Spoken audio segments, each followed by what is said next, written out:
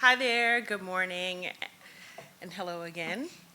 I have the pleasure of introducing our third session of the day, the last one before our break for lunch, and it's entitled Exploring the Intersections of Trauma, Mental Health, and Suicide Prevention, and that will be presented by Mr. Victor Armstrong. Mr. Victor Armstrong is the Vice President for Health Equity and Engagement with the American Foundation for Suicide Prevention. Previously, he served as the Chief Health Equity Officer for the North Carolina Department of Health and Human Services, as Director of the North Carolina Division of Mental Health, Developmental Disabilities, and Substance Use Services. He also spent 6 years as Vice President of Behavioral Health with Atrium Health. With over 30 years of experience in human services, Mr. Armstrong focuses on enhancing community resources for historically marginalized individuals. He's a nationally recognized speaker on health equity and access to health care for those enduring behavioral health challenges. Mr. Armstrong is actively involved with the National Action Alliance for Suicide Prevention and the 988 National Advisory Committee. He serves on several boards, including the College for Behavioral Health Leadership and the Recovery Innovations International, and hosts the Strong Talk podcast. Join me as I welcome Mr. Victor Armstrong to the stage. That was so weak. We're going to try one more time. Good morning. I know it's getting close to lunchtime, but we're not quite there yet. Just bear with me a little bit longer. So, you heard from my introduction, I work for the American Foundation for Suicide Prevention. If you don't know what the American Foundation for Suicide Prevention is, and we go by AFSP, so if you hear me reference AFSP, there's our organization. We are the nation's largest suicide prevention organization. We are also the world's largest private funder of suicide prevention research. So we do a lot of work in the suicide prevention space. I do serve as Vice President for Health Equity and Engagement with AFSP, and that means my work spans across our communications work, it spans across our policy work, it also spans across our programs work. In the programs work, what that means is a lot of what I do is advising our programs and helping to develop programs, including leading work in developing a program called Soul Shop for Black Churches, which teaches faith leaders how to minister to congregants who are dealing with suicidal desperation. And then also a program called Let's Save Lives. Let's is an acronym for Listening, Empathy, Trust, and Support, Save Lives. And I'm going to touch on that a little bit because some of the slides that I'll be using today, actually I pulled from our Let's Save Lives presentation, which I was fortunate to lead a group of researchers and advocates and people with lived experience who developed that program. So that's a little bit about who I am. But let me tell you about where I come from. So I am originally from Plymouth, North Carolina. I live in Charlotte, North Carolina, which of course is North Carolina's largest city, but I'm originally from Plymouth, North Carolina. Plymouth has a population of just over 3,000 people, very small rural town in northeastern North Carolina. Northeastern North Carolina is considered to be one of the poorest areas of North Carolina. I grew up the son of a preacher. My father was a pastor for 48 years. And growing up the son of a pastor, and especially in a rural community, there are certain things you come to expect. Now, first of all, I will tell you, when I was growing up, I thought we were rich. Had no clue. I thought we were rich. Now, I thought we were rich for a couple of different reasons. One is because whenever I went to church, and back then we used to walk around to the table. I don't know how y'all do it, how you did in your church, but we used to walk around to the table. Choir would sing, you follow the ushers around, and you put your money on the table. And so I would sit there in the pew on the front row, and I see all that pile of money on that table. And I said, we must be rich because we're getting all this money. Now, first of all, I did not realize they were all ones. So it wasn't a lot anyway. But the other thing I came to realize as I got older was there were two tables. There was the pastor's table, and there was the building fund table. The ones were on the pastor's table. The big money was on the building fund table. Never built a thing, but the big money was on the building fund table. But because they could not pay the pastor a whole lot, what they used to do was they were always giving us stuff, what they call pounding the preacher.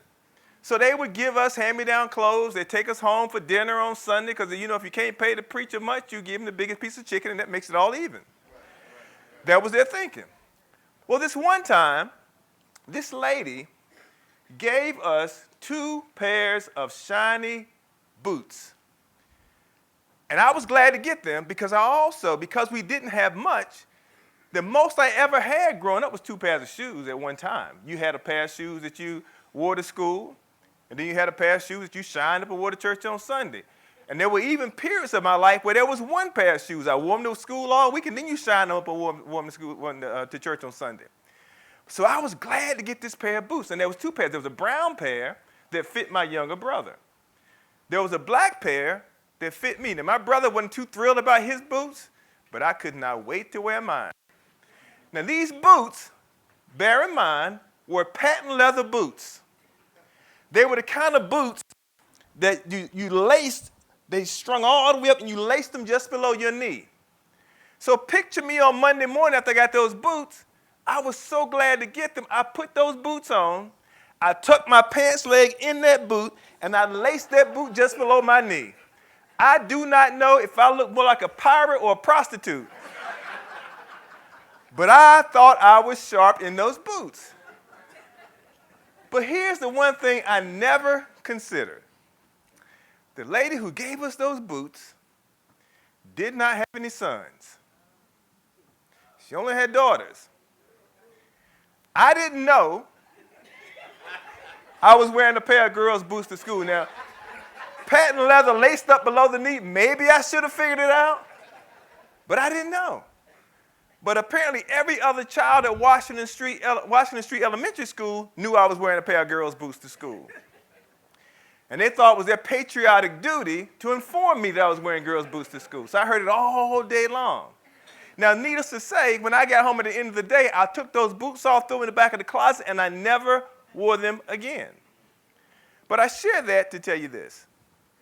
As I think back on that story, there was really nothing wrong with those boots. They were structurally sound, they were in good shape, and I still to this day maintain I looked good in those boots. But I rejected them because other people told me that they were inappropriate. Other people told me that a 9-year-old boy shouldn't be wearing boots that were probably designed for an 11-year-old girl. Other people told me that they were inappropriate. And that's what we have done, especially in faith-based circles. That's what we've done to people who live with mental health challenges and experiencing addictions and trauma. That's what we've done forever.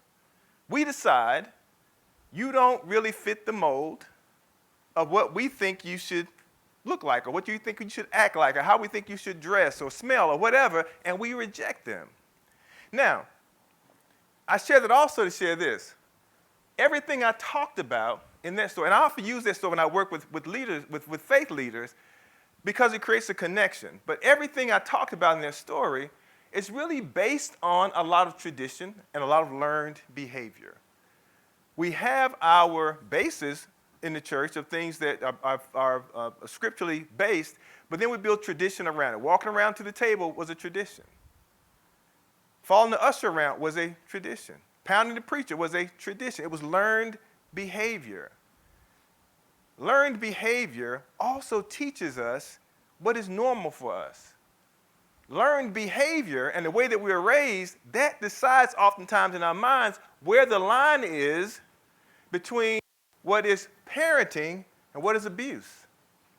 And so oftentimes we have not addressed traumatic things in our communities or traumatic things in our homes because we've learned that that's normal, when actually it was not. I tell people today that just because you were beaten with extension cords and broomsticks and spatulas and coat hanger or whatever your grandmama or mama could get her hands on, they did the best they could do with what they knew to do. We now know that's unhealthy. And so part of what I want to share with you today is how we need to rethink about the way that we approach trauma. Not just from an individual perspective, but also from a community perspective. So we know that historically, not all communities have equally benefited from the advantages in science and thought leadership, and that historically marginalized communities have lagged behind. Now, growing up in my community, there was a narrative that we had about suicide. And the narrative was quite simply, they got nothing to do with us. The narrative I learned in my community was that suicide was a white people problem, not a black problem. Mental health was a white problem, not a black problem. I don't need to go to therapy. I just need Jesus. I don't need somebody to talk to about my problems. I'm going to go into my closet and I'm going to take it to the Lord in prayer. That's what I learned. I learned that what happens in this house stays in this house. So we don't go out and talk about that. Now, my narrative was wrong. That was the false narrative that was being fed to me by my community. But part of the problem that compounded that was that there was no narrative from outside my community saying to my community, no, this is about you. There was no AFSP coming into my community saying, little rural northeastern North Carolina community of Plymouth, black community, no, this is about you, so we want to talk to you about how you address suicide and suicidality in your community. There was no MHA, there was no NAMI, none of those organizations were coming into my community, and what that said to me was, I'm not your target audience. And if I'm not your target audience, then my narrative must be correct. This ain't about me. So part of what we have to change, both within our communities and outside our communities, we have to accept the fact that this is about us. Now, this is also becoming more challenging today, probably than it was 2 or 3 years ago, because a lot of what we're going to have to do, at least with this current administration, is we have to think about what can we do at the community level. How can we address things at the community level? Because a lot of what we've relied on at the federal level right now is not available to us. A lot of the data is not available, a lot of the resources. I've had people reaching out to me in North Carolina saying our funding, our NIH funding has been cut. Our grant funding at the community level to fund these programs for black kids has been cut. So how do we address this? So we're going to have to think differently about how we address those things. And thinking differently involves us also thinking differently about how we engage communities. When we engage communities, we have historically used language that is very performative and vague. We say things like, we want to collaborate. But collaboration to a system or collaboration to an organization looks very different than collaboration looks to a community.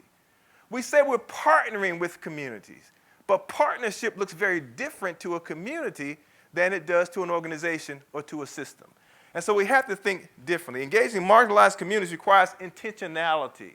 We've got to be intentional about how we engage those communities and engage them on a level that resonates with the community. So in order to address the deficits and build community resources, we need to think in terms of how we create access and how we create impact. And I'm going to talk a little bit about those because I want us to also shift our thinking about what those things mean.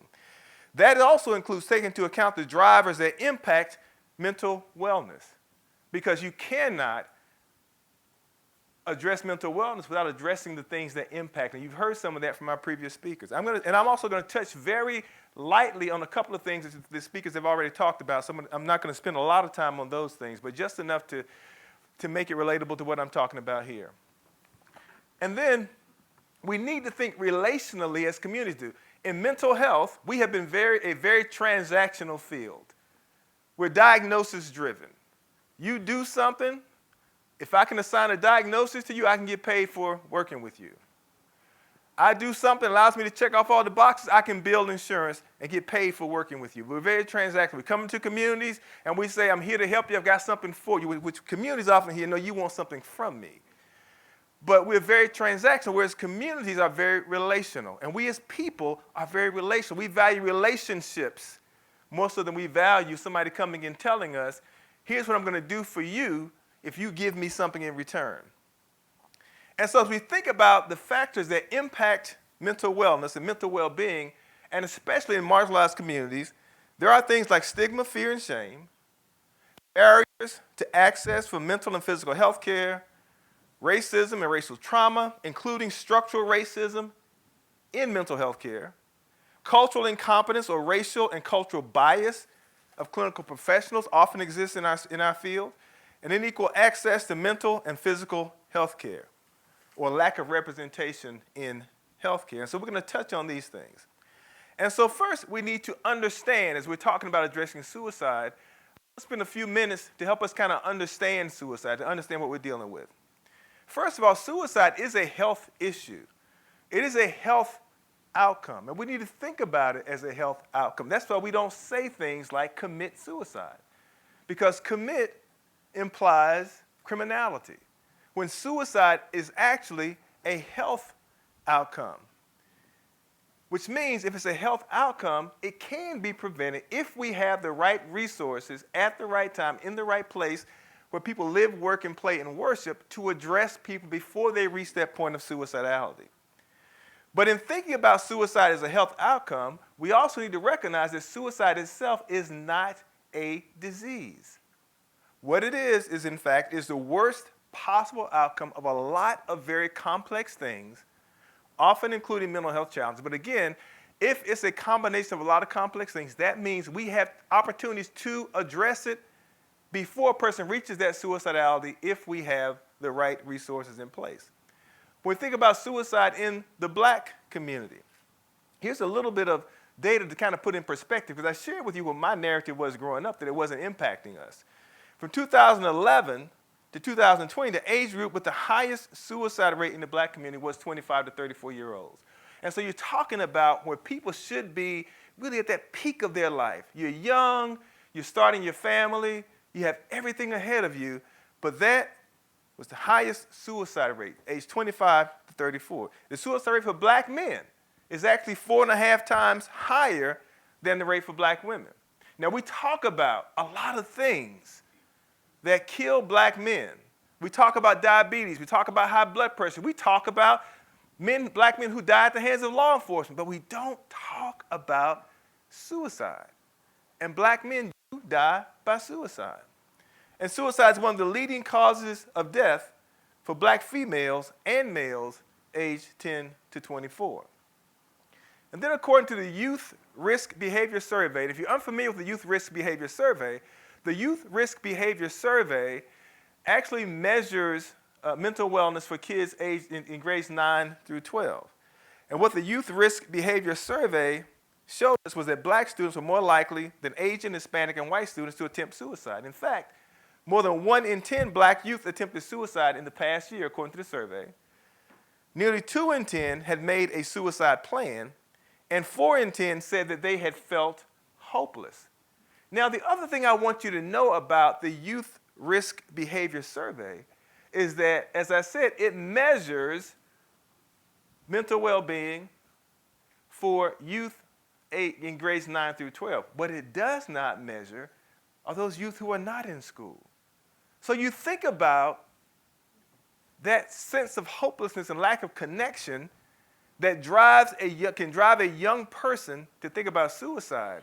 And if it's this high for kids who are in school, what about those kids who are not in school, either because they've been kicked out, because they're homeless, because for whatever reason they may have been going through trauma, for whatever reason they're not showing up in school, they can't do the work for whatever reason? Imagine that the suicide rate for those kids might even be higher than this.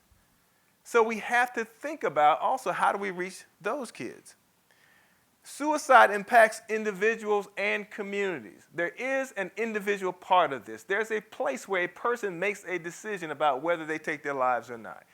But it also impacts communities and is impacted by communities because it's impacted by what we do. You heard the speakers talking earlier about how things can look different. We had redlining and things like that that impact how people move around and whether or not people can move around freely. Well, also, what we do to address mental health impacts communities. I believe part of the reason that we're seeing such a swift uptick right now in suicide in the black community is because we have not been talking about it as a community, because we decided it did not apply to us. When we think about the impact on communities, there's also a reason why if you live on a reservation in Montana, you are twice as likely to die by suicide than if you live in Brooklyn, New York, because there's things that the community does, and there are also things that are woven and built into the fabric of those communities that dictate what steps people take to maintain or to attain mental wellness. And so all of that has to be taken into account. So what contributes to suicidal behavior? There's no single cause, but rather there are multiple intersecting factors. And so as we think about those factors, and this is kind of an overly simplified um, um, display here, but there are biological factors, psychological factors, social and environmental factors, and then there are current life events that may be going on at any given time. And all of those things can combine to cause a person to reach a point of suicidality. And we think about current life events. You think about someone who may have just gone through a divorce. They may have just lost a spouse. They may have gone through financial loss. And all of those things, if their other right factors are in place, can drive a person to suicide. And so we think about these biological factors. There are things like serious or chronic health conditions, people who are dealing with terminal illness, or people who are dealing with chronic pain. And then there are also serious head injuries. All of these things can impact a person's likelihood to experience mental health challenges and likelihood to experience suicidality. Then we have the psychological factors. The most frequent mental health conditions that elevate suicide risk, these psychological factors, most frequent mental health conditions include clinical depression, bipolar disorder, psychosis, substance misuse, borderline personality disorder, and eating disorders. Now, one of the things that I tell people all the time is when you know you have people in your life that have experienced these psychological factors, or maybe going through those biological factors. We'll touch on that a little bit more. But it's important that we check on those folks, especially when we know that they are going through times of crisis. We were going through the COVID pandemic. I would tell people all the time, check on the folks that you know who may be vulnerable, who have experienced mental health challenges, folks that you know who have been suicidal in the past, folks that you know who struggle with being alone and being isolated, because those factors can impact whether a person is going to experience suicidal desperation or not. And then anxiety often accompanies these disorders. When we look at the social and environmental factors, there's systemic and structural racism. And one of the things that's the most difficult now, I think, is that especially for marginalized communities, is that we know that we have experienced these systemic and structural challenges, and now it feels like a lot of the success and a lot of the steps that we've made in attaining equity and civil rights is being rolled back. And so that increases, again, psychological stressors. And there are a lot of people who are anticipating that this is going to impact our mental well-being in a negative way. There's often limited access to resources. Most resources, mental health resources, are not located in black and brown communities, not located in poor communities. And so there's often a lack of access to resources. There's financial distress. There are cultural stressors, oppression, oftentimes discomfort with mental health. We don't like to talk about mental health because we think talking about mental health implies that we are weak, that we're broken, that we're flawed. And we have, and then alternative self-harm behaviors that may lead to lethal outcomes. So there are things that we can do, the things that we often may do, or people may often do, that are often risk-taking type behaviors that can lead to lethal outcomes for people. And then we have the historical factors. People who have a family history of suicide, people who have a family history of mental health conditions, people who have experienced trauma. And again, I go back to the fact that oftentimes there are things that have been trauma in the lives of young people, or trauma that some of us may have experienced even in this room, that we didn't label as trauma. We labeled it as life. But we now recognize that a lot of those things were traumatic, and it can come back to haunt us. I do a lot of work with churches, and I will tell you, oftentimes what I find even in dealing with faith-based organizations is that they will welcome me in. Yes, we want this. We need this. Come on in and show me how to help my people. And then we start dealing with trauma, and it turns out Pastor ain't dealt with his own trauma, and everything shuts down. Because trauma is hard sometimes to deal with. But that's one of the things that can impact a person's likelihood to attempt or to die by suicide. Childhood abuse. Previous suicide attempts. People who experience loss, whether financial loss or loss of a loved one or other types of loss. And then again, those adverse childhood experiences. And we're going to touch on that very briefly because I think you got a good dose of adverse childhood experiences earlier. But again, they occur during childhood as a result of extremely stressful, frequent, or prolonged body stress response. And these are just a few of the examples. I just touched on these three: experiencing violence, abuse, or neglect, which you heard about earlier, witnessing violence in the home, having a family member who died by suicide. I don't know if that was one that we touched on earlier, but having a family member who died by suicide can also impact the ACE score. And when we think about ACEs in the black community, people of different races and ethnicities don't necessarily experience ACEs equally. 3 in 5 black children experience at least one ACE, putting them most at risk out of any other group. Life consequences. People who experience ACEs are 50% more likely to develop alcohol use problems, 67% more likely to die by suicide. People who experience ACEs are 67% more likely to die by suicide. Now, think about this. I had a lady who reached out to me, who I went to high school with, and I will tell you, I'm also in the 60 and over club, so it was a long time ago. But this lady reached out to me about 2 years ago, and she reached out to me because there was a teacher who we both had in high school who was celebrating something like a 75th birthday. And I will tell you, it is eye-opening to me when I now run into teachers or see something posted about a teacher experiencing a birthday, and I realize this teacher who, when I was in high school, this teacher that was so old, was about 10 years older than me. But she reached out to me and said she was really struggling because this man who was celebrating a birthday had been celebrated online. Everybody was talking about how great and wonderful this man was. And she said, but he raped me in high school.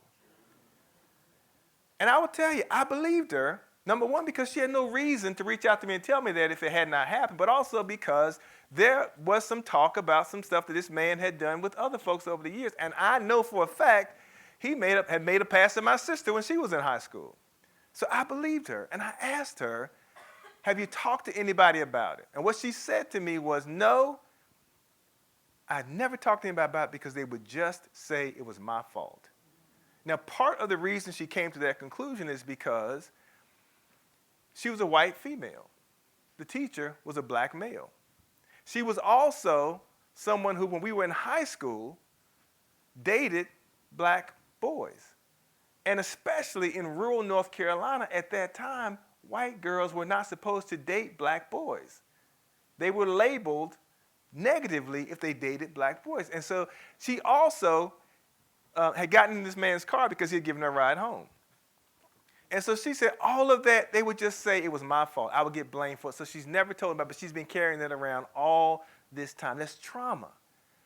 But don't you know that if that woman today, if her husband told her he wanted a divorce, and if she had said, I can't do this anymore and died by suicide, everyone would have said she died by suicide because of that divorce, not even knowing that she had this trauma in her past. So a lot of times we don't know what's going on with people. And we oftentimes assign behaviors to certain things, but we don't know what's in that person's past. And there may be ACEs in that person's past. Across all races, ethnicities, economic hardship, and the divorce or separation of a parent are the most common ACEs. And then for black children, parental incarceration is the next most common ACE. Now think about that. For black children, incarceration. Also, as we think about the impact of ACEs, it can lead to lifelong negative consequences, which we heard about earlier, and it includes impacting our access to economic opportunities. It can impact our health in terms of chronic disease, and it can also impact our mental health. And toxic stress, we know, affects brain structure and brain chemistry. But there are also protective factors. There are things that we have in place or things that we can put in place in our life that can help to mitigate some of those challenges. Family and community support, whether it's peers or family members or the support of your community, that can be a protective factor against suicide. Now, I recognize that also families can be stressful. And I tell people all the time, give yourself permission when you need to separate yourself from family. But family can also be a source of strength and support. Cultural and religious beliefs, spirituality is a huge protective factor, but at the same time, I also recognize a lot of people have been hurt by the church. And that's part of the reason that we try to help the church to understand how to deal with folks who are living with mental health challenges, because there has been damage that's been done to folks who needed professional help. But what they got was, if you would just pray harder, if you were a better Christian, you wouldn't be having to deal with this. But if we can help faith leaders to understand how to minister to folks that are experiencing suicidal desperation, that can be a protective factor. Strong racial identity.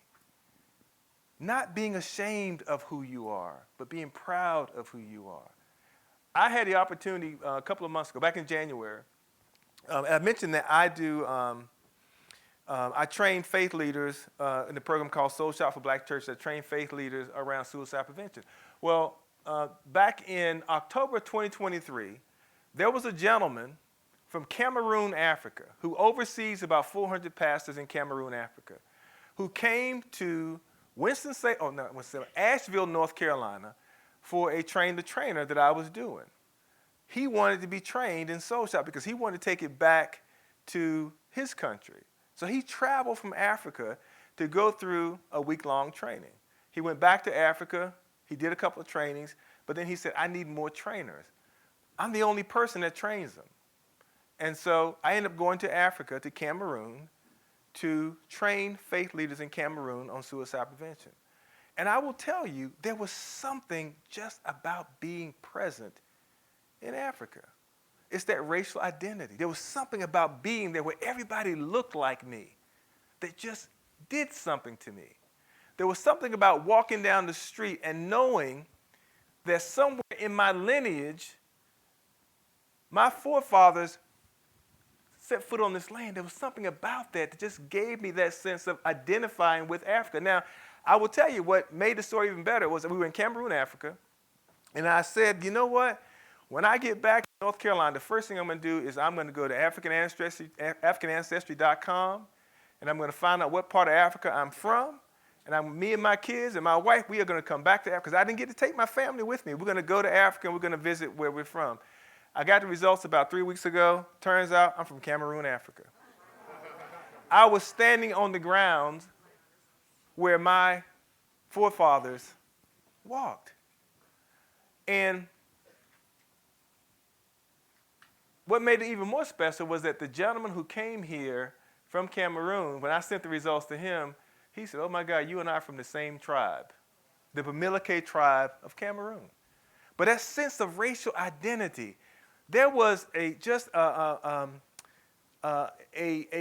feeling of connection. And that is so important that we have that strong racial identity. And then also seeking mental health care. Social support, cultural cohesion, and the role of family can mitigate the risk of suicidal behaviors. And then again, spirituality, religion, and faith can play roles in supporting mental health. And when we think about this strong racial identity, strong racial identity can function as a protective factor. It can provide a sense of belonging and connection. So again, thinking about when we talked earlier about family time and how you nurture your kids, there's value, and it's important that we teach kids that sense of strong racial identity. I want my boys to be proud of being black males because there's so many reminders they get of the problems in the black community, and I want them to be proud of who they are. I want them to have pride and have a strong sense of racial identity.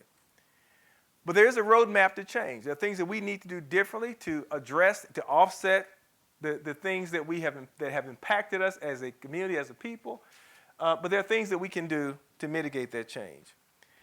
We need to intentionally focus on programs targeting historically marginalized communities. And I know that's getting more difficult, but this is again why I say we have to do this now at the community level.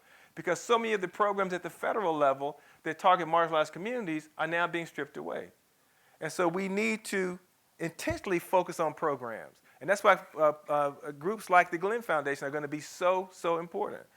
Leverage existing knowledge and expertise to understand how to best identify and develop promising practices. One of the things that we need to also understand is that there is value in community-based work. I'm a big proponent of evidence-based practices. I think the evidence-based practices that have been tried and true and proven are so important, but I'm also aware that there are not a lot of evidence-based practices out there that are based on evidence about people who look like me.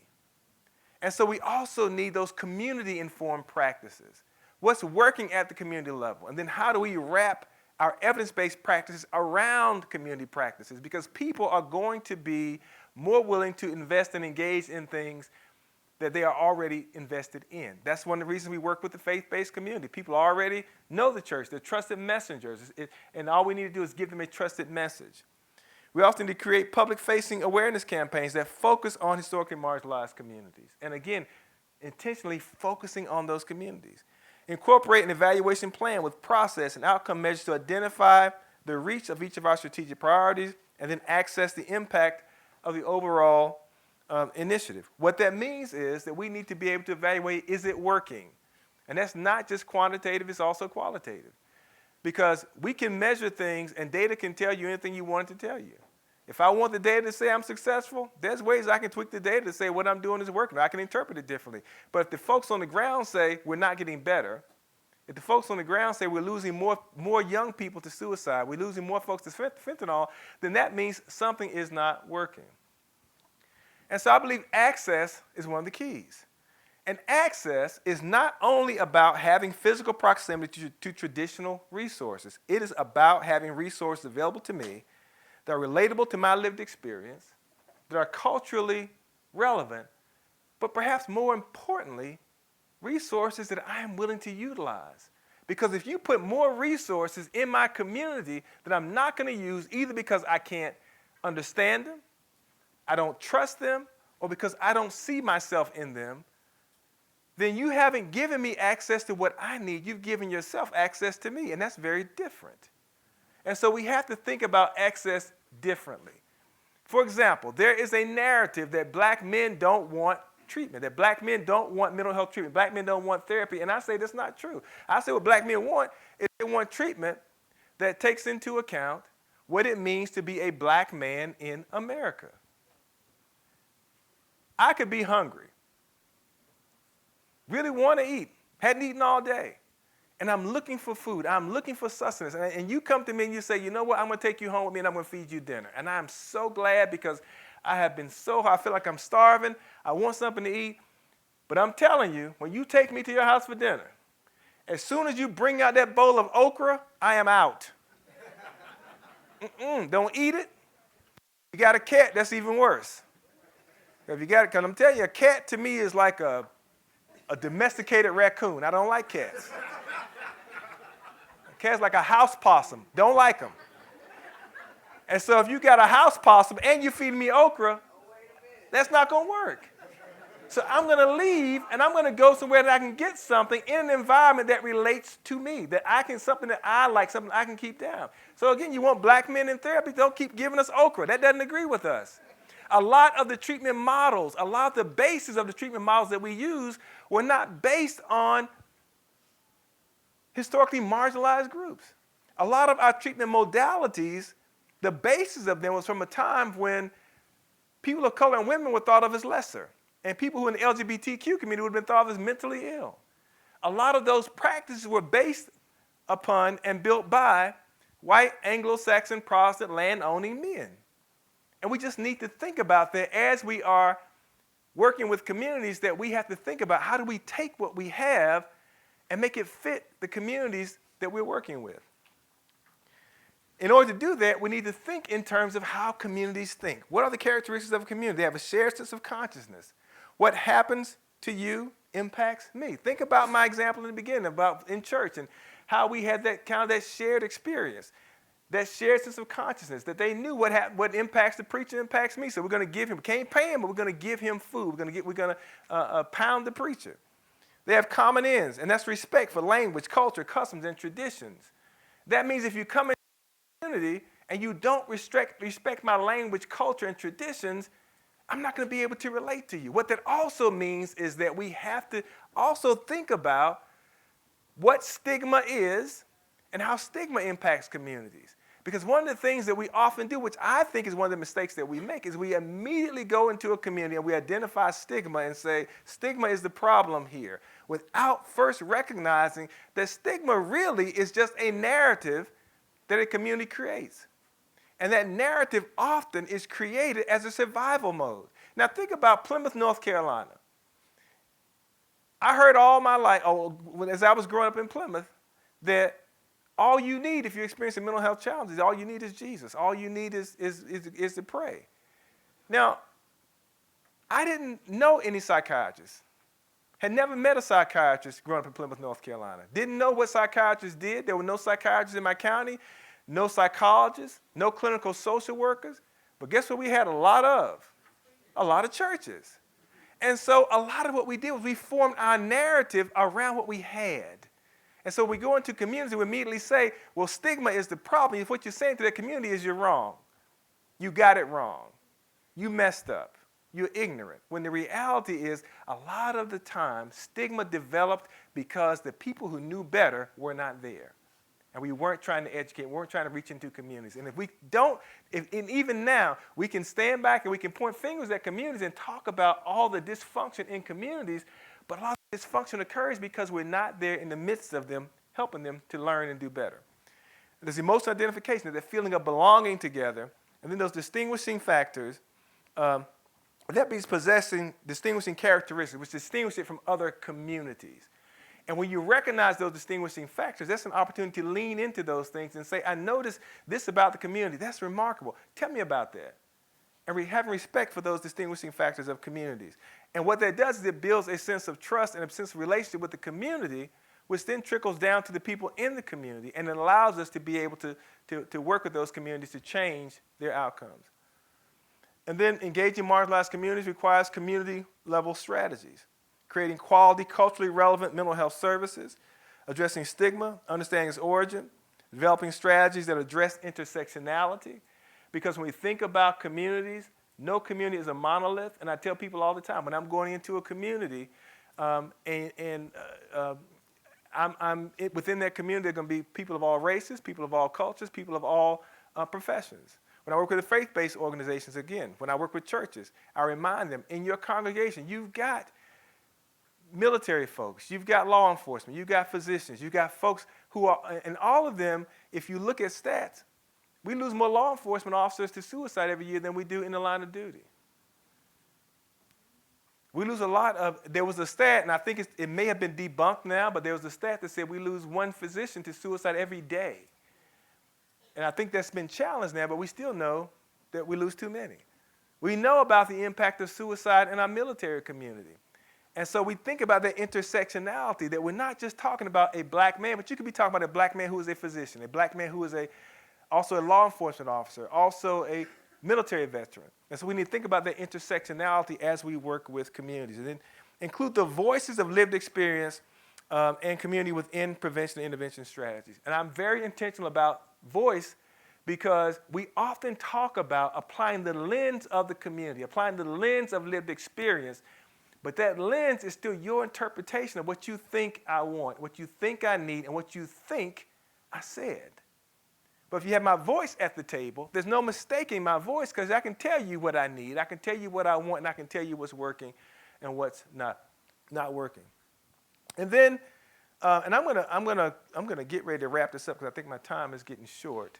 But you know, when we think about crisis resolution, and you'll have these slides, but when we think about crisis resolution, and I work in the equity space, and so I'm the first person to tell you that if you want to get to know other communities, if you want to build community, if you want to build connection, reach out and connect with people who are different than you, people who think differently than you. Go to lunch with somebody whose lived experience is different from yours. Talk to somebody who grew up whose political views are different from yours, whose religious views are different from yours. However, we're in a crisis, and oftentimes, you know, people who are experiencing mental health challenges, people who have experienced trauma, they are at a point of crisis when they reach out to many of us, or when we encounter them.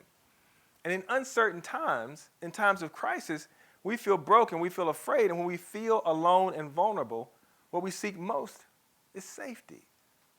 We seek connection. We seek emotional as well as physical safety. When I'm in crisis, that's not the time that I'm going to say, let me go find somebody different from me and see what they think about this. No, I want safety. I want connection. And so if we have not built that relationship with the folks that we're trying to work with, we have not walked around in that community and built relationship with that community, when they're in crisis, they're not going to come to us. They're going to go to the pastor. They're going to go to grandma. They're going to go to somebody that they trust, they have relationship with. So a lot of what we have to think about is, how do we create that relationship? And I'm gonna end up with this story right here, because I think it'll drive this particular point home. So I live in Charlotte, North Carolina. And Charlotte, to me, by all accounts, is a wonderful city. I love living in Charlotte. I lived in Charlotte now, this time for about 11 years. I lived in Charlotte twice. Graduated from college, I moved to Charlotte. I lived there for about 8 years, and I moved back to the eastern part of the state and went to graduate school and all that. But 11 years ago, I moved back to Charlotte and love it. But around 9 years ago or so, there was a lot of turmoil in Charlotte. And it was as a result of the killing of a black man named Keith Lamont Scott by a Charlotte Mecklenburg police officer. And because this young man had died at the hands of law enforcement, there was a lot of tension between the community at that time and law enforcement. A lot of tension between the black community and law enforcement. It even trickled into our workspace, to the point where we had to start, even at work. I was running a hospital then, and we had to have some conversations in the hospital to break the tension, because there was so much tension going on because of that incident. Everybody was walking on eggshells. But one of the things that I like to do is I get up very early in the morning, and I like to exercise. I get up at 4 a.m. every morning, and I like to get up and stretch, do my cardio, and then I usually like to be in the gym lifting weights by 5 o'clock. And so at that time, where I was working out was at the YMCA in the South Park area of Charlotte, which is a predominantly white area. And so I had been out running, had just finished my run, got my hoodie on. I'm kind of, cooling down, walking to the gym so I could do the weights. And as I'm walking, I notice that there's a car that's just kind of keeping pace with me, that's been following me for a couple of blocks. And I know the car is there because I can see the headlights shining out ahead of me, and I can hear the hum of the engine because it's that close. And I just keep walking, thinking at some point this car is going to turn off or go by, and it does not. So after I go a block or two, I realize I'm going to have to turn and face this vehicle to see exactly what's going on here, because not knowing is just not good. So eventually, I turn and kind of look over my right shoulder, and I see the vehicle, and I see the letters on the side of the vehicle, CMPD, Charlotte Mecklenburg Police Department. And I thought, this is not going to end well. Here I am, with everything going on, black man, hoodie on, in a predominantly white section of Charlotte, still dark outside, about the right size for tasing. So I figured this is not going to end well for me. Well, then as I lift my eyes up the side of the car and I lock eyes with the driver, lo and behold, white male officer. I thought, oh my God, this just keeps getting better and better. This man is going to kill me. And I know there's no witnesses. I'm out here and this, because he's clearly following me. But then he said something that I was not expecting. He asked me a question. He said, did you know you're being followed? And of course, I knew I was being followed, but I didn't know how to answer the question, so I just kind of stammered and said, I don't know why my voice gets high when I lie, but it does. I said, no, I didn't know I was being followed. But then he said something else that I was not expecting. He said, there's a fox. And see, now you see why I was interested in your fox story this morning. He said, there's a fox that's been following you for the past few blocks. He hasn't tried to gain on you. He hasn't tried to attack you, but he's just been following you, keeping pace with you. He said, I've been following him for the past few blocks just to make sure he wasn't going to bother you. And as I turned around, looked about 30 yards into the darkness, I could see the fox's little ears sticking up. He's looking like, what they doing? And so then the officer said to me, I just wanted to make sure you were safe. And so now I'm going to go and follow him, make sure he doesn't bother anybody else. He said, you stay safe out here, sir, and have a good day. And the fox must have heard us talking because he took off and ran across the churchyard. But I shared that story for a couple of different reasons. One is because whenever I talk to clinicians, I point out a couple things. One is, when I tell that story, I get a lot of different reactions from people. Now, for some folks, when I say I get up at 4 o'clock in the morning, I've lost you already, because you've already like, who in the world gets up at 4 o'clock in the morning if they don't have to? But for other folks, when I start talking about everything's going on in Charlotte, and I'm walking and the car's following me, somebody says, I think I know where this is going. When I say it's a police car following me, somebody says, I think I know where this is going. When I say it's an officer, again, somebody says, I think I know where this is going. But unless you've heard me tell that story before, you would never guess there's a fox at the end of this story. Do you know why? Because it ain't your story. It's my story. You don't know somebody else's story until they tell it to you. And too often we finish other people's stories based on our story. Now, the other point I want to make is that I brought to that moment everything, every fear I had, every stereotype I had, I brought it to that moment. Because in my mind, that was a moment of crisis. Because with everything going on, I saw myself in danger. This officer, in my mind, I remembered every negative thing I'd ever heard about the interaction between a black man and law enforcement. In my mind, I saw Keith Lamont Scott. In my mind, I saw myself as this man's victim. But he changed all of that by simply saying to me, I want to make sure you are safe.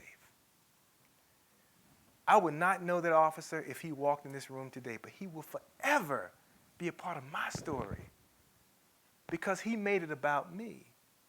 And if we want to change the trajectory of suicide, if we want to offset the impact of trauma and ACEs, it takes hope, it takes social connection.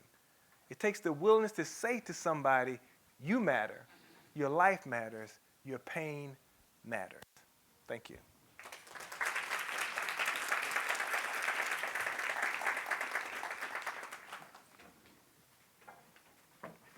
Thank you so much, Mr. Armstrong. I'm wondering if there are any questions. I believe we have maybe just like a minute or two before we Dr. break for Glenn. lunch. Dr. Glenn's making his way. I'm the question guy today. First of all, let me say, Mr. Armstrong, thank you for that compelling and thought-provoking presentation and your insightful view on stigma. That was very impressive to me. And I can tell you that there are a few preachers in the house. So somebody gonna have some Fox stories hooped out on Sunday morning. I'm sure of that. It may not be a fox, it may be, as you put it, a house possum, but it will. Someone will tell those stories. But thank you for that perspective and sharing along those lines. When I was in medical school and residency training back in the late 80s and early 90s, suicide was most likely to occur in the United States anyway, in white, middle-aged males. Mm-hmm. And I actually thought that would never change due to the, I guess, false narrative, as you label it, that black folks don't commit suicide, or one that I laughed at, and probably others have too, is that if you hear that I committed suicide, don't believe him and arrest the fellow that told him. But we know that something changed. And I guess my question to you is, what changed, or has it always been prevalent in our African American communities in particular? And we just chose not to acknowledge it, to address it, or to label it for what it really is. That's a good question. And I would answer it a couple of different ways. One is that when we look at the numbers, about 70% of suicides in America are still middle-aged and older white males. So that's still the largest demographic. But you also have to think about the black population in America is only about 13%. So our numbers are not going to ever be the highest numbers. When you look at the trajectory, the rate of suicide, That's where the alarm is, because we're looking at the trajectory of suicide in the black community, and it is steadily going up. Now, to your point, one of the things that we recognize around 2018, 2019, we, for the first time, started to see suicide rates go down overall. And we celebrated that until we in the pandemic, and they inched back up a little bit, and they've kind of leveled out again now. What we did not recognize, though, was that when suicides were going down for the general population, they were going up in black and brown communities.